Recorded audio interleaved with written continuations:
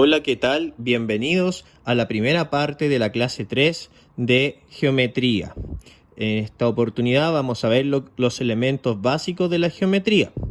Las metas para esta clase son recordar los elementos básicos de geometría y sus características, también recordar las relaciones entre rectas y planos y reconocerlas en lo cotidiano, y por último recordar la clasificación de cuerpos geométricos y sus características.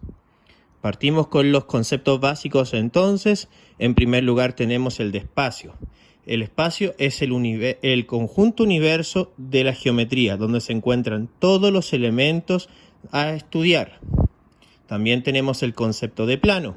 El plano es una superficie infinita, que por lo general lo relacionamos con los mapas, algunas superficies como la de el pizarrón, y los tableros de juegos de mesa como el de ajedrez que tenemos ahí. También tenemos el concepto de punto. El punto es el elemento más simple de la geometría y nos permite marcar una posición, ubicarnos en el plano, como aparece aquí en un radar.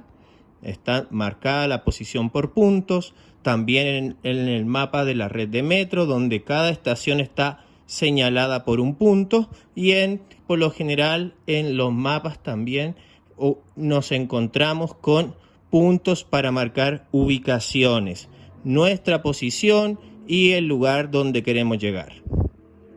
También tenemos el concepto de recta. La recta es una línea formada por infinitos puntos que no tiene principio ni tampoco tiene final. Por ejemplo, tenemos el caso de la tubería. En la tubería podemos imaginarnos que una tubería está pasando por fuera de nuestra casa. Yo sé que esa tubería pasa por mi casa, pasa por la casa del vecino, pero no sabemos dónde parte y tampoco sabemos dónde termina. También otro ejemplo sería el de los cables de electricidad.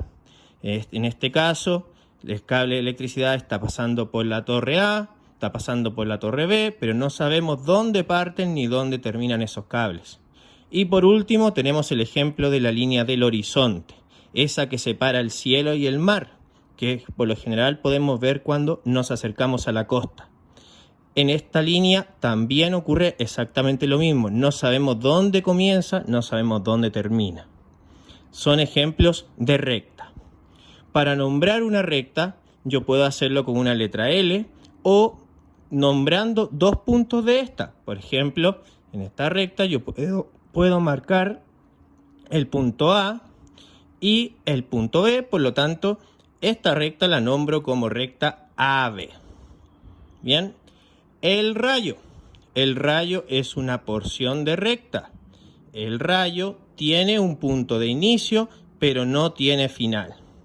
¿Ya? Ahí hay un ejemplo que fíjate que parece como una flechita.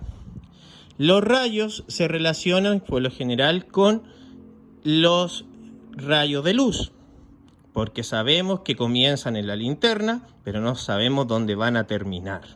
Aquí también las luces del faro, toda la luz parte desde el faro, pero no sabemos dónde termina. Y recuerda que hay incluso algunos rayos de luz que nosotros no podemos ver, no podemos observar. Para nombrar un rayo, tengo que nombrar primero el punto de inicio, ahí está el punto L, y cualquier otro punto que pertenezca al rayo. Voy a poner aquí un punto E. Por lo tanto, en este caso tenemos el rayo LE. También tenemos que definir lo que es segmento. El segmento también es una porción de recta, pero esta tiene un punto de inicio y tiene un punto final. Podemos encontrarlo, por ejemplo, en los palitos del volantín, en algunos tubos de estas piscinas para armar, que también sabemos dónde parte y dónde termina cada pieza. En algunos objetos tecnológicos también podemos encontrarnos con segmentos y por lo general están unidos por tornillos o tuercas que nos dicen dónde parte y dónde termina. Y por último, en las figuras geométricas, al momento de dibujar una figura geométrica, cada una de las líneas rectas que yo pueda marcar va a comenzar y va a terminar en un punto. En este caso, este segmento parte en el punto B y termina en el punto C, por lo tanto lo nombro como segmento BC.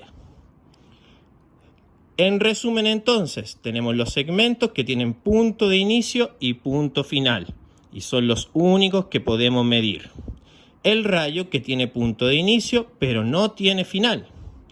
Y la recta, que no tiene principio ni tampoco tiene final.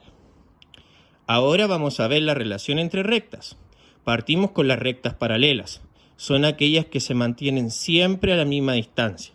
Por lo tanto, en ningún momento se van a juntar o van a coincidir. Ejemplo, las franjas de algunas banderas. En algunos muebles también nos podemos encontrar con palitos que mantienen siempre la misma distancia.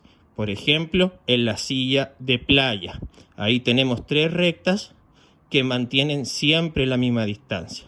Para nombrar estas 3 rectas, tenemos que usar el símbolo de paralelas, es decir, el doble enlace. Por lo tanto, aquí en este dibujo tenemos que la recta número 1 o L1 es paralela con la recta 2, L2, y paralela con L3. Otro tipo de relación son las rectas perpendiculares. Son aquellas que al momento de cruzarse, de intersectarse, forman ángulos de 90 grados. Por ejemplo, en los palitos del volantín. Estas rectas, al intersectarse, forman exactamente 90 grados. También tenemos el ejemplo de nuestra bandera chilena, que la línea vertical y la línea horizontal son perpendiculares. Y en algunos letreros también se da las rectas perpendiculares, formando 4 ángulos de 90 grados. Para yo poder nombrar las rectas perpendiculares, utilizo el símbolo de la T al revés.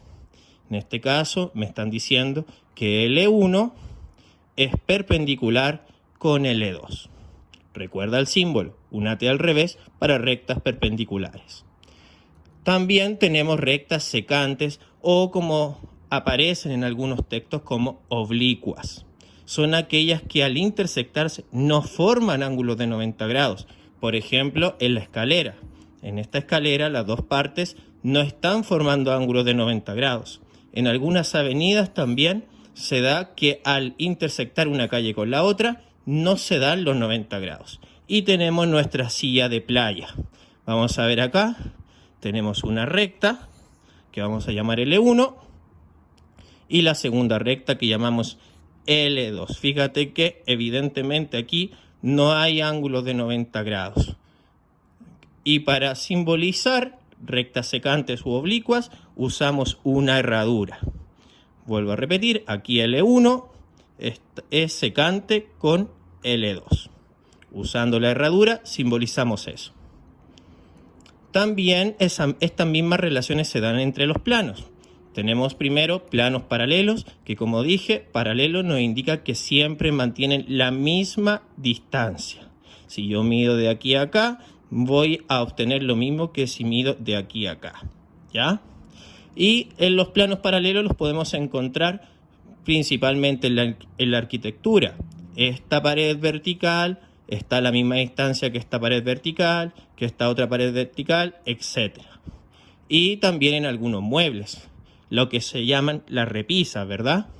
En este ejemplo podemos ver que el plano H es paralelo con el plano I y también paralelo con el plano J, simbolizándolo con el doble slash de símbolo de paralelo. También tenemos los planos perpendiculares, que al igual que las rectas perpendiculares forman ángulos de 90 grados. Fíjate que aquí tenemos un plano horizontal y un plano vertical que justo me hacen los 90 grados. Los podemos encontrar incluso en algunas tarjetas para el diseño, ¿cierto? Tridimensional, darles diseño tridimensional. También podemos encontrar planos perpendiculares en los mismos muebles. Cuando tengo uno horizontal y tengo uno vertical, obtengo los 90 grados. En este caso, tenemos que el plano G, este que está aquí, es perpendicular con el plano H. También puedo decir que el plano G es perpendicular con el plano I y también que el plano G es perpendicular con el plano J. El símbolo de perpendicular, recuérdalo, una T al revés. Por último, tenemos los planos secantes. Son aquellos que al intersectarse, como aparece en el dibujo, no hacen los ángulos de 90 grados. Tenemos el ejemplo de una rampa, que por lo general se construyen para ayudar a las personas con movilidad reducida. También tenemos el ejemplo de los tejados. Cuando yo comparo la posición del tejado con la posición del suelo, estos son secantes o también llamados oblicuos. En este caso, ahí está, el plano A, que sería el primer techo, es secante con el plano B, que sería el segundo techo, y secante también con el plano C, que sería la superficie. El símbolo secante recuerda que es una herradura. En resumen, tenemos rectas y planos perpendiculares, rectas y planos secantes u oblicuos y rectas y planos paralelos.